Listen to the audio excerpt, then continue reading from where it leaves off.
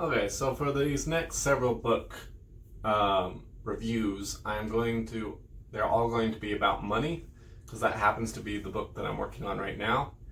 And all of these are great financial books that you can get a lot of benefit out of. So for this first book, we are going to be covering the 10 Pillars of Wealth. And like the title suggests, the author says that there's 10 pillars to wealth. And those pillars are: getting rich slow is risky. Now, he's not talking about get rich quick schemes, but he's talking about it's a lot riskier to get rich over the next 40 years than it is to get rich over the next 5 years. Because a lot of things can happen in 5 years, but a lot more can happen in 40 years. For example, I'm recording this while we're still dealing with the coronavirus crap. So, the people who have been saving for retirement for the last 40 years are in a lot more trouble if they had gone the riskier method and gotten their finances into a great shape in a much shorter time period. The next pillar of wealth is separating time from money. So there's a great quote by, I want to say it's Warren Buffett, and it's essentially, if you never find a way to make money while you sleep, you will work until you die. And that's essentially what this pillar of wealth is you have to find a way for your money to make money, so that way you are free to do what is best for you. And the cool thing about money is money works a lot harder than you do. Money doesn't get sick, money doesn't get tired. So you have to find a way to have your money start producing more money. And there's lots of ways to do that. Buying assets is one of those, which we'll talk about more in other books. But you have to find a way to make money from your money. Rich people get rich, poor people get poorer, because rich people will buy more things that produce more money. So the next pillar of wealth is become great at what you do. So if you are mediocre, when times get hard, you're going to be the first one to get cut. If you are average, you get average pay. If you're great, you get great pay. And that's essentially what that pillar is increase your value to the marketplace, and the marketplace will reward you the same, if not more. Next one is you are 100% responsible for your finances. If your decisions in life is what's going to determine your wealth in life.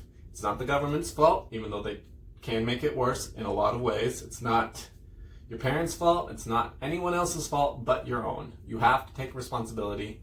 You have to be willing to make those sacrifices to earn the rewards.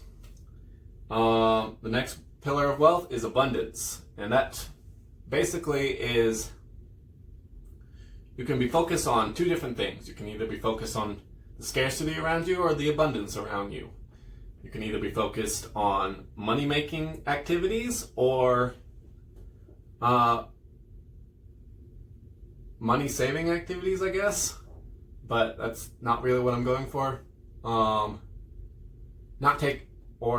Limiting risk.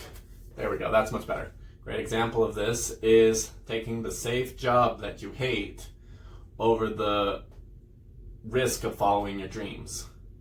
So that's the difference between abundance and scarcity mindset. And I kind of went into the next pillar, which is don't dwell on the what if. Take action. The more action you do, the luckier you're going to be.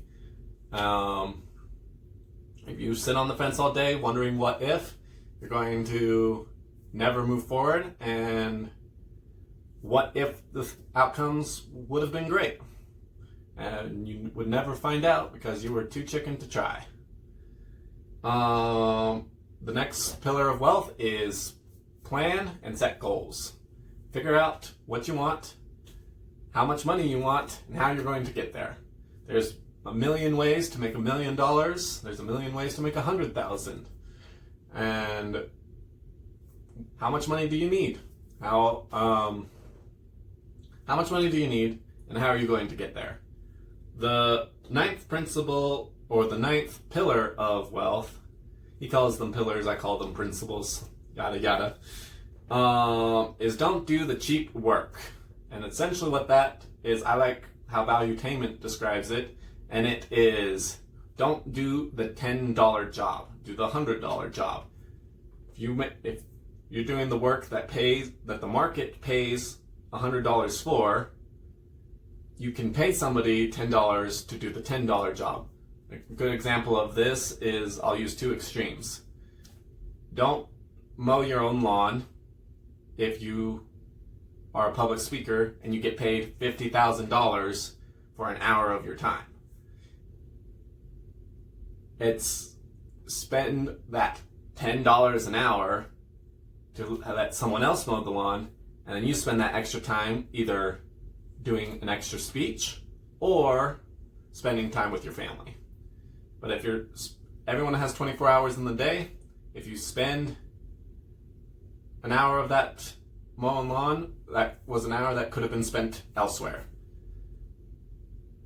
And then the last pillar of wealth is you're like the people around you.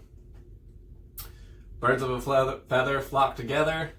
You're the sum total of the 5 closest people around you.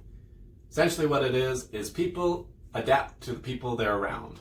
I've slowly become more and more like my best friends over the years. They've slowly become more and more like me over the years.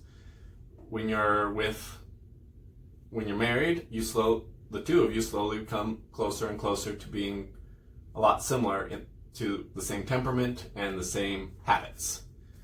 So be careful about who you have in your life. Make sure that who you have in your life is the people that you want in your life and are beneficial and who make you who you want to be. Anyway, that's the 10 pillars of wealth.